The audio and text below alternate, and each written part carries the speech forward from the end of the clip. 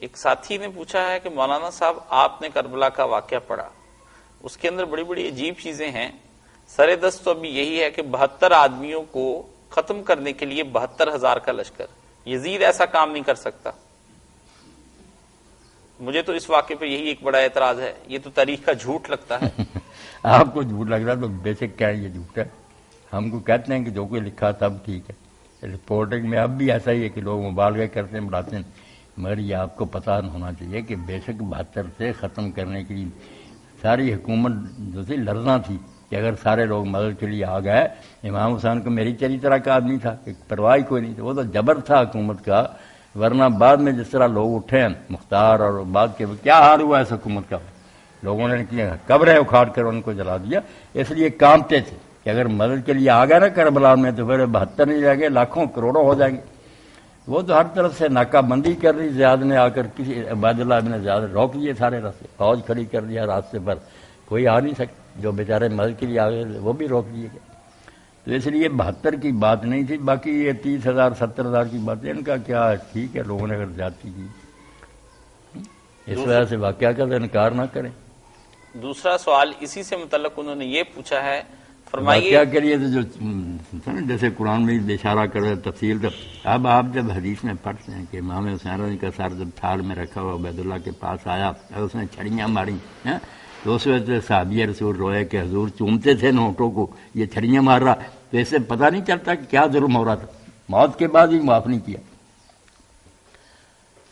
مولانا اس میں تو یہ بھی ایک سوال اٹھتا ہے کہ کہتے ہیں کہ غالباً غزوہ بدر اور احد میں 3,000 فرشتے بھی اترے ہیں، تو وہ ایک ہی فرشتہ کیوں نہیں سب کو اڑا دیا اس نے، ان مشرکین اور کفار کو؟ اس طرح کی چیزیں تو پھر مستند چیز سے ٹکرا جاتی ہیں۔ نہیں تو ہر فرشتہ جو ہے نا جنگ بدر میں مدد کے لیے اترا، احد میں تو جو تھے نا اللہ تعالیٰ نے مدد کی وعدہ کیا، مگر جب انہوں نے درے چھوڑ دیے، اللہ کے رسول کی نافرمانی کی، تو اللہ کہتا پھر کیا مدد تمہاری ہونی، سارا سورات وہ آل عمران میں تبصرہ اللہ نے کیا۔ مگر فرشتے کوئی مارنے کے لیے نہیں آتے، وہ ٹھیک ہے مدد کرتے ہیں مسلمانوں کی، ان کے حوصلے بڑھاتے ہیں، تسلی دیتے ہیں، اور کئی موقع پر ایسا بھی ہوا کہ مسلمان قتل کرنے کے جا رہا، پہلے ہی سر کٹا اور گر گیا، ایسے تھوڑے واقعات معجزے کے طور پر ہو گئے، زیادہ مسلمان ہی مارتے تھے۔ ساتھی نے یہ بھی اس کربلا کے واقعے پر اعتراض کیا ہے کہ امام حسین پر بعد میں جو لوگوں نے مدینہ کے لوگوں نے بیعت توڑی، تو انہی لوگوں نے امام حسین کی اس وقت کیوں نہیں بیعت کر لی جب وہ مدینہ سے جا رہے تھے، انہوں نے روکا کیوں نہیں؟ انہوں نے مدینہ والوں نے امام حسین رضی کے واقعہ سے بیعت نہیں توڑی، ان کا معاملہ لگ گیا، وہ حضرت ابن زبیر کھڑے ہو گئے نا، خلافت کے مدعی بن گئے، انہوں نے بھی یزید کی بیعت نہیں کی تھی شروع سے، امام حسین تو چلے گئے، انہوں نے پھر مدینہ والوں اور مکہ والوں سے بیعت لے لی، حجاز ان کے زیر سایہ آ گیا، حکومت ان کی بن گئی، تو اس کو ختم کرنے کے لیے پھر یزیدی لشکر آئے نا، امام حسین کی خاطر انہوں نے نہیں کیا، وہ مختار اور دوسرے لوگ اٹھے، یہ مدینہ والے جو تھے عبداللہ بن زبیر کی حمایت میں ان کی حکومت کو مانتے تھے، اس کے لیے اکٹھے ہوئے۔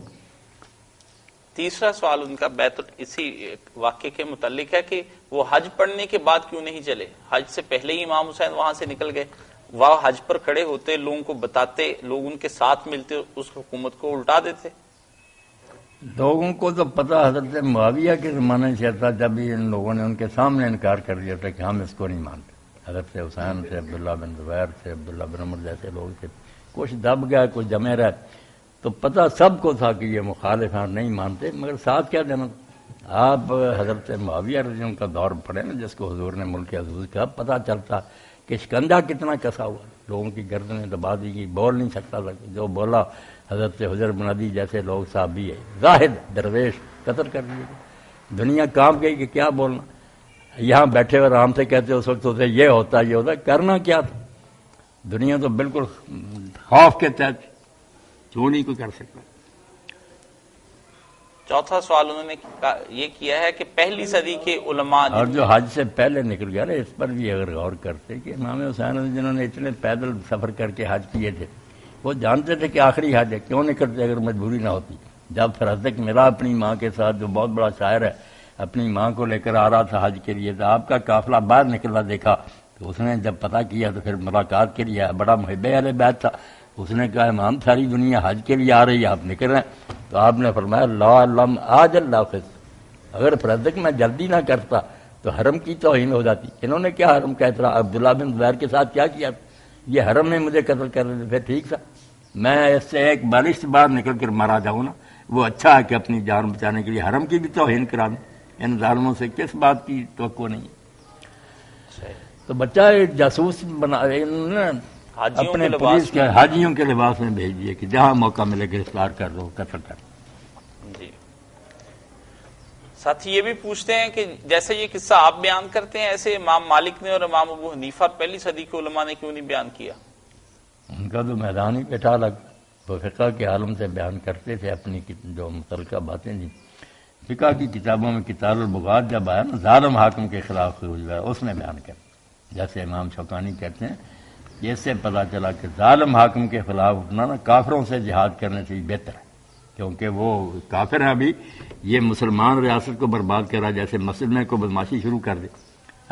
اسی لیے حضرت علی نے کسی کافر کے خلاف جہاد نہیں کیا, اپنوں سے نبٹتے رہے کہ ایک بڑی مرائی ریاست کو تباہ کر رہے تھے. اس سے کتاب البغات اور ائمہ دور کے خلاف جو نا نکلنا, یہ بہت بڑا جہاد دین ہے. اور آخری سوال ان کا یہ ہے کہ امام حسین علیہ السلام نے کوفہ جانے کے بجائے آخر میں شام کے راستے کی طرف کیوں اپنے اس راستے کو بدل دیا تھا؟ کوفہ کے بجائے شام کے راستے پر ہو لیے تھے. نہیں, کوفہ کیا جانا, کوفہ کے راستے میں فوج کھڑی کر شہر میں داخلے روک دی, چاروں طرف سے بالکل انہوں نے ناکہ بندی کر دی شہر میں. جی جزاک اللہ. یہ تو پھر بالکل نہ صحیح بات سمجھیں. جیسے امام پہلے اپنے نانا سے سن چکے تھے تقدیر کا فیصلہ کہ میدان تف میں تو شہید ہوگا, آپ نے پھر اپنی منزل کا انتخاب کر. جب شہر میں داخلہ نہیں, پھر وہی منزل ہے, کربلا پہنچے. اور جب گئے لوگوں نے پھر پوچھا کہ آپ نے پوچھا کہ کون سی زمین ہے, کہا کربلا. تو آپ نے فرمایا ہاض یار تو کربلا, باقی دکھوں اور ازمائشوں کی زمین ہے, وہاں ڈیرا لگا دیا. کیا ان ظالموں کو سمجھائیں, بالکل بہین ہوگا. ہدایت دے اللہ پاک. وآخر دعوانا ان الحمد للہ رب العالمین.